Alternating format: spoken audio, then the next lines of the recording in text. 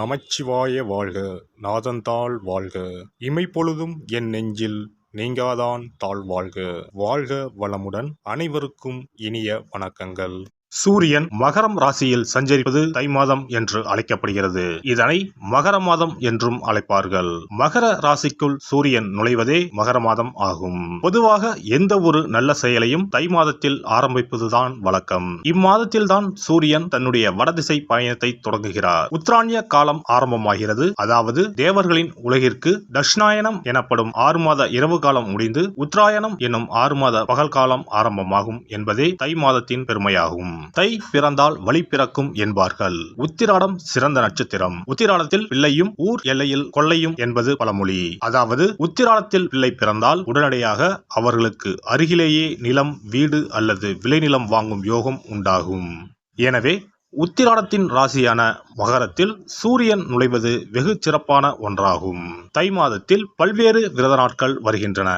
அவை தை வெள்ளி, தை அமாவாசை, தைப்பூசம், ரத சப்தமி, பீஷ்ம அஷ்டமி என பல்வேறு சிறப்பு வாய்ந்த நாட்கள் தை மாதத்தில் வருகின்றன. பல்வேறு சிறப்புகள் கொண்ட இந்த சீர்மிகு தை மாதத்தில் உங்கள் ராசிக்கான பலன்கள் என்ன என்பதனை அறிந்து கொள்வோம். தை மாத கிரக நிலைகளை பார்க்கும்போது சுக்கிர பகவான் விருச்சிகம், தனுசு, மகர ராசியில் பயணம் செய்கிறார். புதன் மற்றும் செவ்வாய் பகவான் தனுசு மற்றும் மகர ராசியில் சஞ்சாரம் செய்கின்றனர். சூரிய பகவான் மகர ராசியில் 29 நாட்கள் சஞ்சாரம் செய்கிறார். கும்ப ராசியில் சனி பகவானும், மேச ராசியில் குருவும், மீன ராசியில் ராகுவும், கன்னி ராசியில் கேது பகவானும் பயணம் செய்கின்றனர். சந்திர பகவான் சதயம் நட்சத்திரம் 4ஆம் பாதம் கும்ப ராசியில் இருப்பதன் மூலம் இந்த சீர்மிகு தை மாதம் ஆரம்பம் ஆகிறது.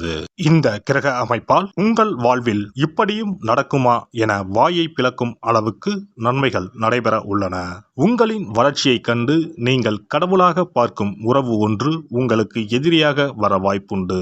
அது யாராக இருந்தாலும் எவராக இருந்தாலும் உங்களிடம் இருந்து சற்று தள்ளி இருப்பதே உத்தமம். கடகராசி அன்பர்களே, இந்த மாதத்தில் ராசிக்கு செவ்வாயின் பலம் அற்புதமாக உள்ளது. அதைவிட கேது கிரகத்தின் வலிமை நிறையவே கிடைக்கப் போகிறது. ராகு பகவான் ராசிக்கு அருமையான ஸ்தானத்தில் அமர்ந்துள்ளார். இதனால் கடுமையான பிரச்சனை சிக்கல்களில் இருந்து நல்ல விதமாக மீளப் போகிறீர்கள். ராசிக்கு தொல்லை கொடுத்து கொண்டிருந்த அனைத்து வித கிரக சஞ்சார நெருக்கடிகளும் கடந்த மாதமே மாறிவிட்டன.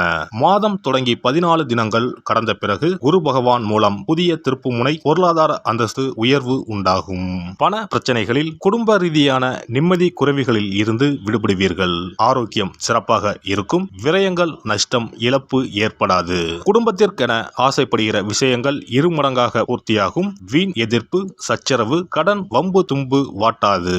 வருமான பற்றாக்குறை ஏற்படாது. பெரிய லாபம் கருதி பெரிய தொகையை கொடுத்து அவஸ்தைப்படுவதற்கு தீர்வு ஏற்படும். பங்கு பங்காளி, பூர்வீக சொத்து ரீதியான கோளாறுகள் தீரப்போகிறது. எதிரி எதிர்ப்பு விஷயங்களில் இருந்து வெளி வருவீர்கள்.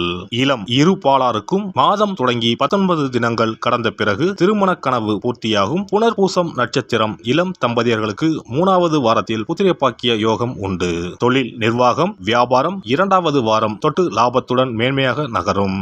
இம்மாதம் ஞாயிறு, செவ்வாய், வெள்ளிக்கிழமைகளில் பண வரவுகள் கைகளில் புழங்கும். 3வது வாரத்தில் இல்லத்திற்கான புதிய பொன் பொருள் சேர்க்கை, வாகன விருத்தி, சொத்து பத்து மேன்மைகள் உண்டு. இம்மாதம் 1ஆம் தேதி, 4ஆம் தேதி, 7ஆம் தேதி மற்றும் 8, 12, 21, 27, 29வது தினங்களில் உயர்வுகளையும் வசதி வாய்ப்புகளையும் அடைவீர்கள். பெண்கள் குடும்ப உறுப்பினர்களிடம் விட்டு கொடுத்து செல்வது நல்லது. கணவன் மனைவிக்கு இடையே சிறு சிறு விவாதங்கள் தோன்றி மறையும். எதிர்பாராத சில செலவுகளின் மூலம் கையிருப்புகள் குறையும். உடன் பிறந்தவர்களை பற்றிய புதிய கண்ணோட்டம் ஏற்படும். உறவினர்கள் வழியில் சிறு சிறு விவாதங்கள் தோன்றி மறையும். பழைய கடன் சார்ந்த பிரச்சனைகளை குறைப்பீர்கள். இழுபறியான வழக்குகளில் எதிர்பார்த்த முடிவுகள் கிடைக்கும். மாணவர்களுக்கு கல்வியில் இருந்து வந்த ஆர்வமின்மை குறையும். ஆசிரியர்களின் ஆலோசனைகளும் வழிகாட்டுதலும் புதிய நம்பிக்கையை உருவாக்கும். மறதி தொடர்பான பிரச்சனைகள் படிப்படியாக விலகும். உயர்கல்வி குறித்த தெளிவுகள் பிறக்கும். உத்தியோகஸ்தர்களுக்கு உத்தியோக பணிகளில் இருந்து வந்த மறைமுக எதிர்ப்புகள் விலகும். சாதுரியமான பேச்சுக்களின் மூலம் திறமைகளை வெளிப்படுத்துவீர்கள். புதிய பணி நிமித்தமான எண்ணங்கள் கைகூடும். எழுத்து தொடர்பான பணிகளில் இருப்பவர்களுக்கு சாதகமான சூழ்நிலைகள் அமையும். ஆனால் உழைப்பிற்கு உண்டான பலன்கள் தாமதமாக கிடைக்கும். வியாபாரிகளுக்கு வியாபாரத்தில் புதிய வாய்ப்புகள் கிடைக்கும். போட்டிகள் அதிகரிக்கும். வியாபார ஸ்தலங்களை மாற்றி அமைப்பதற்கான சூழ்நிலைகள் உருவாகும். அயல்நாடு தொடர்பான வர்த்தகத்தில் கவனம் வேண்டும். கூட்டு வியாபாரத்தில் அனுசரித்து நடந்து கொள்ளவும். மருத்துவம் தொடர்பான துறைகளில் முன்னேற்றம் ஏற்படும். இரும்பு மற்றும் கட்டிட உதிரி பாகங்களின் மூலம் லாபம் அதிகரிக்கும். பொருட்களின் தரங்களையும் வாடிக்கையாளர்களின் எண்ணங்களையும் அறிந்து செயல்படுவது நல்லது. கலைஞர்களுக்கு கலை சார்ந்த துறைகளில் இருப்பவர்களுக்கு முன்னேற்றமான வாய்ப்புகள் ஏற்படும். சிறு வாய்ப்பாக இருந்தாலும் அலட்சியமின்றி செயல்படுவது எதிர்காலத்திற்கு நன்மையை ஏற்படுத்தும். மாற்றத்திற்கு ஏற்ப திறமைகளை வளர்த்துக் கொள்வதன் மூலம் வாய்ப்புகள் சாதகமாக அமையும். வெளி வட்டாரத்தில் நன்மதிப்பும் பாராட்டும் கிடைக்கப் பெறுவீர்கள். அரசியல்வாதிகள் எந்த ஒரு செயலிலும் நிதானத்தை கடைபிடிப்பது நல்லது. பொதுமக்களிடத்தில் மதிப்புகள் அதிகரிக்கும். கட்சியில் எதிர்பார்த்து இருந்த உயர் பொறுப்புகள் சிலருக்கு சாதகமாக அமையும். வெளி வட்டாரத்தில் செல்வாக்கு அதிகரிக்கும். நிலையான வளர்ச்சிகள் ஏற்படுவதற்கான வாய்ப்புகள் அமையும். சனிக்கிழமை தோறும் ஆஞ்சநேயரை வழிபாடு செய்து வர வாழ்க்கையில் மாற்றமும் முன்னேற்றமும் உண்டாகும். இனி தை மாதத்தில் கடைபிடிக்க வேண்டிய முக்கியமான விரதங்கள் என்னென்ன என்பதனை காண்போம். தை மாதத்தில் தைப்பூசம், தை அமாவாசை, ரத சப்தமி போன்ற விழாக்களையும், பைரவ வழிபாடு, வீரபத்திரர் வழிபாடு, தை வெள்ளி வழிபாடு போன்ற வழிபாட்டு முறைகளையும் இம்மாதத்தில் பின்பற்றுகின்றனர். தை கிருத்திகை முருகப்பெருமானுக்கு மிகவும் சிறப்பு வாய்ந்த நாளாகும். கார்த்திகை பெண்களை சிறப்பிக்கும் வண்ணம் கிருத்திகை திருவிழா கொண்டாடப்படுகிறது. ஆண்டுக்கு 3 கார்த்திகை தினங்கள் மிக முக்கியத்துவம் பெறும். அவை தை மாதம் வரும் தை கிருத்திகை, கார்த்திகை மாதம் வரும் பெரிய கிருத்திகை மற்றும் ஆடி மாதத்தில் வரும் ஆடி கிருத்திகை.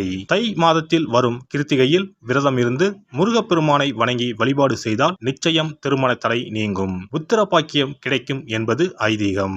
தை மாதத்தில் வரும் பௌர்ணமியோடு கூடிய பூச நட்சத்திரத்தில் தைப்பூசம் கொண்டாடப்படுகிறது. இந்நாளில் சிவபெருமான் மற்றும் முருக கடவுளுக்கு வழிபாடு நடத்தப்படுகிறது. உமையம்மை வேலவனுக்கு சக்தி வேலை வழங்கிய நாள் தைப்பூசம் என்றும் கருதப்பட்டு வழிபாடு மேற்கொள்ளப்படுகிறது. இந்த தைப்பூச திருவிழா உலகெங்கும் உள்ள தமிழர்களால் சிறப்பாக கொண்டாடப்படுகிறது. தை அமாவாசை. தை அமாவாசை அன்று மக்கள் தங்கள் முன்னோர்களுக்கு தர்ப்பணம் எனப்படும் வழிபாட்டினை மேற்கொள்கின்றனர். ஆறு, குளம், கடல் போன்ற நீர்நிலைகளில் இவ்வழிபாடு மேற்கொள்ளப்படுகிறது. தை மாத அமாவாசையும் ஆடி மாத அமாவாசையும் மகாலய அமாவாசையும் முன்னோர்களுக்கான வழிபாட்டிற்கு உகந்தவை என கருதப்படுகின்றன. இவ்வழிபாட்டின் மூலம் தாங்கள் செய்த பாவங்கள் நீங்குவதாகவும், குழந்தை பேறு, குடும்பத்தில் ஒற்றுமை, சுபிட்சம், மகிழ்ச்சி ஆகியவை கிடைப்பதாகவும் கருதப்படுகிறது. ரத சப்தமி. ரத சப்தமி என்பது தை மாதத்தின் வளர்பிறையில் வரும் சப்தமி திதி அன்று கொண்டாடப்படுகிறது. இந்நாளில்தான் சூரியன் தனது வட அரைக்கோள பயணத்தை தொடங்குகிறார். இந்நாளில் விரதம் மேற்கொள்வதால் ஆரோக்கியம், நோய் இல்லாமை, செல்வம், புத்திர பேறு, நீண்ட ஆயுள், பகைவர்களை வெல்லும் சக்தி, வெற்றி, நிலம், தானியம், புண்ணியம் ஆகியவை கிடைக்கும். மேலும் மனக்கவலை, வியாதி ஆகியவற்றை நீக்கும். வழியில்லாமல் தவிக்கும் போது வழிகாட்டும் இந்த ரத சப்தமி. பைரவ வழிபாடு. தை மாதத்தில் வரும் முதல் செவ்வாய்க்கிழமையில் இவ்விரதம் கடைபிடிக்கப்படுகிறது. தாமரை பூ மாலை, வில்வ மாலை, தும்பை பூ மாலை, சந்தன மாலை ஆகியவை பைரவருக்கு உகந்ததாக கூறப்படுகிறது. வாசனை பூக்களில் மல்லிகை பூவை தவிர்த்து மற்ற அனைத்து பூக்களும் பைரவருக்கு சமர்ப்பிக்கப்படுகின்றன. சனித்தோஷம் முழுமையாக அகல கால பைரவருக்கு விரதம் இருப்பது விசேஷம். வீரபத்திர வழிபாடு. வீரபத்திர வழிபாடு என்பது செவ்வாய் தோறும் ஓராண்டு காலம் கடைபிடிக்கப்படுகிறது. ஓராண்டு வழிபட முடியாதவர்கள் தை மாத செவ்வாய்க்கிழமையில் மட்டுமாவது இந்த வழிபாட்டினை கடைபிடிக்கலாம். இவ்வழிபாட்டை மேற்கொள்வதால் நீங்காத தடையும் நீங்கும், தீராத பகையும் தீரும், நவ கிரக பாதிப்புகளில் இருந்து நம்மை காக்கும். தை வெள்ளி வழிபாடு. உத்தராயண காலத்தின் ஆரம்ப மாதமான தையில் வரும் வெள்ளிக்கிழமையில் அம்மன் வழிபாடு மேற்கொள்ளப்படுகிறது. அன்றைய தினங்களில் அபிராமி அந்தாதி, சௌந்தரிய லகரி உள்ளிட்ட அம்மன் குறித்த பாடல்களை பாடி வழிபாடு மேற்கொள்ளப்படுகிறது. தை மாதத்தில் வரும் திருவிழாக்களை கொண்டாடி வழிபாட்டு முறைகளை பின்பற்றி இறையருள் கிடைக்கப்பெற்று வளமான வாழ்வு வாழ்வோம். எல்லாம் வல்ல இறையருளால் நீங்களும் உங்கள் அன்பு குடும்பமும் உடல் நலம், நீலாயுள், நிறை செல்வம், உயர் புகழ், மெய்ஞானம் ஓங்கி வாழ்க வளமுடன்.